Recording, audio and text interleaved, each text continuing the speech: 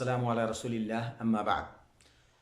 قال النبی صلی اللہ علیہ وسلم من صام رمضان ایمانا واحتسابا غفر له ما تقدم من ذنبه۔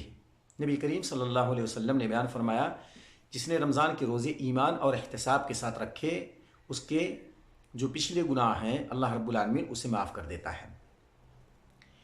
ایمان کا مطلب یہ ہے کہ حالت ایمان میں ہم ہوں اور یہ روزہ رکھیں، اور دوسری چیز ہے احتساب، یعنی ثواب کی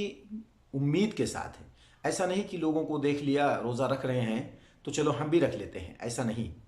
بلکہ ایمان اور احتساب ثواب کی امید کے ساتھ یہ روزہ رکھا جائے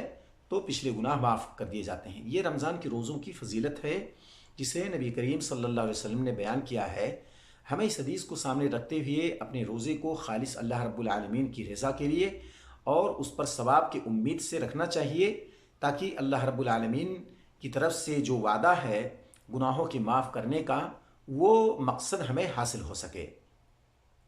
اس کے علاوہ بھی رمضان کے روزوں کی فضیلت ہے،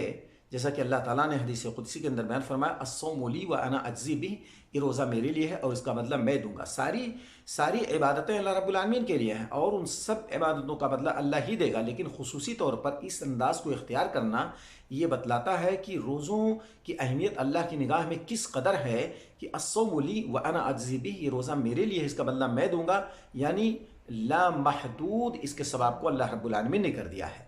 ان لمیٹڈ، یعنی اتنا اللہ رب العالمین نے اس روزے کو قدر کی نگاہ سے دیکھا جو بندہ خالص اللہ رب العالمین کے لیے رکھے۔ اللہ تعالیٰ ہمیں ان فضیلتوں کو سامنے رکھ کر کے جو رمضان کا مہینہ چل رہا ہے اس کے روزوں کی جو اہمیت ہے اس اہمیت کو سامنے رکھتے ہوئے اسی انداز میں ہمیں روزہ رکھنے کی توفیق عطا فرمائے۔ وآخر دعوانا الحمد للہ رب العالمین۔